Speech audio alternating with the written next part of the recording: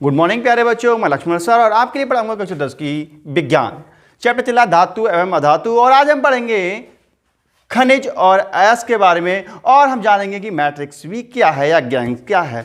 खनिज, प्यारे बच्चों खनिज पे चर्चा करते हैं। देखिए आपके घर में बहुत सारी चीज़ें होंगी, ठीक है। हसिया भी रखा होगा, क्या होगा, हसिया भी होगा, बहुत सारी चीज़ लोहे की चीज़ें होंगी। तो क्या आप गड्ढा खोदते हैं, मिट्टी में से एकदम हसिया निकाल लेते हैं? नहीं निकाल सकते। हसिया लोहे से बनाया गया होगा और लोहा एक दिन तो प्राप्त हुआ नहीं होगा। वो कहाँ से? लोहे के, एक लोहा जो होता है वो एक तत्व के रूप में होता है जो कि मिट्टी के अंदर पाया जाता है। अर्थात जब हम मिट्टी खोदते हैं, ठीक है, तो मिट्टी में ऐसे तत्व होते हैं जैसे कि मिट्टी में लोहा हो गया, कॉपर हो गया, कैल्शियम हो गया, बहुत सारे तत्व होते हैं, ठीक है ना। तो कहने का मतलब ये है कि ये जो धातु होती है कहाँ पाई जाती हैं? ये मिट्टी में से ही निकाली जाती हैं या मिट्टी में ही पाई जाती हैं, ठीक है ना। तो ये धातुएं मिट्टी के अंदर जिस अवस्था में रखी गई होती हैं, उस अवस्था सहित जो धातु जो होती है ना, उसको हम खनिज कहते हैं। जैसे कि मान लीजिए धातु के कण हैं, ये धातु के कण हैं और इस मिट्टी के अंदर भरे हुए हैं। धातु के जो कण हैं क्या में हैं? मिट्टी में मिले हुए हैं। तो इस पूरे पोर्शन को, मतलब मिट्टी और धातु के पूरे पोर्शन को हम क्या कहेंगे? खनिज कहेंगे।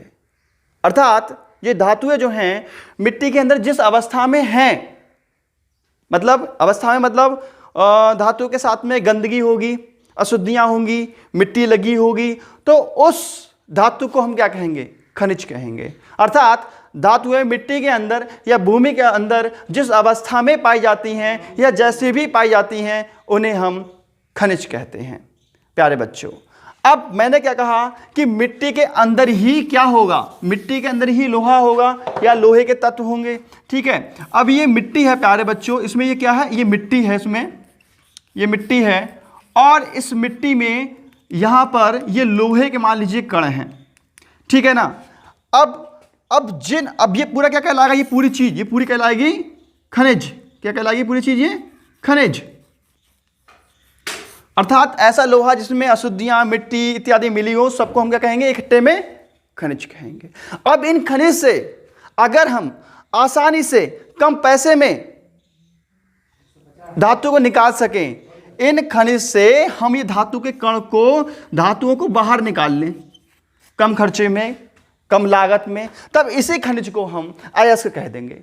अर्थात खनिज को ही ऐसे कहते हैं, लेकिन उसकी एक स्पेशल कंडीशंस होती है। देखिएगा मैंने क्या कहा, खनिज क्या है? अर्थात मिट्टी और लोहा इत्यादि मिला हुआ है, वो पूरा पोर्शन खनिज कहला रहा है। अब इस खनिज में से हमें धातु तो निकालनी है भाई, धातु के लिए तो काम कर रहे हैं। अब इस खनिज में से अगर धातु को बाहर निकालेंगे तो ऐसा खनिज जिनसे बहुत आसानी से धातु निकाल लें, पैसा भी कम खर्च हो, लागत भी कम आए, समय भी कम हो, तो ऐसे खनिज को ही अयस्क कहा जाता है। अयस्क कुछ और नहीं होता, अयस्क खनिज ही होते हैं। अर्थात हम खनिजों को अयस्क कहते हैं। ऐसे खनिजों को अयस्क कहेंगे जिनसे हम बहुत कम पैसे में, आसानी से, कम समय में धातु प्राप्त कर सकते हैं। तो मुझे उम्मीद है आपको खनिज और अयस्क में अंतर समझ में आ गया होगा। अब मैं सीधे सीधे डेफिनेशन की बात करूं तो डेफिनेशन आप नोट कर सकते हैं। हेडिंग डालेंगे खनिज और लिखेंगे धातुएं मिट्टी के अंदर जिस अवस्था में पाई जाती हैं खनिज कहलाती हैं। अब हेडिंग डालेंगे अयस्क, लिखेंगे जिन खनिजों से कम पैसे में, कम लागत में, आसानी से धातुएं प्राप्त कर सकें, अयस्क कहलाते हैं। प्यारे बच्चों देखिए, अब हम बात करते हैं मैट्रिक्स की, कि मैट्रिक्स क्या होती है। बहुत ही इंटरेस्टिंग है ये, आपको मजा आएगा। मैट्रिक्स या गैंग, तो गैंग की डेफिनेशन आप नोट भी कर सकते हैं। मैं आपको बता दूं, अयस्क में मिट्टी, कंकड़ और अशुद्धियां ये सब पाई जाती हैं। इन्हें हम अधात्री या गैंग या मैट्रिक्स के नाम से जानते हैं, ठीक है प्यारे बच्चों।